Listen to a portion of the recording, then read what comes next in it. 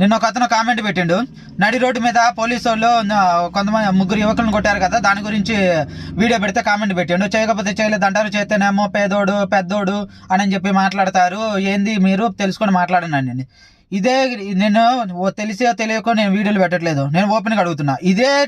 ఇలాగనే నీ కుటుంబంలో ఎవరికైనా చేస్తే నువ్వు ఊరుకుంటావా? వాడు ఎంత ఎదవైనా సరే, నీ కుటుంబంలో ఎవడన్నా ఉండి వాడు తప్పు చేస్తే, వాడు ఎంత ఎదవైనా సరే రోడ్డు మీద ఇలా చేస్తే నువ్వు ఊరుకుంటావా? రాసిచ్చే దమ్ముందా ఇలాగనే చెయ్యండి అని? లేదా పోలీసుడు కానీ పోలీసుల కొడుకు కానీ ఎవడన్నా చేస్తే ఇలాగనే చేస్తారా?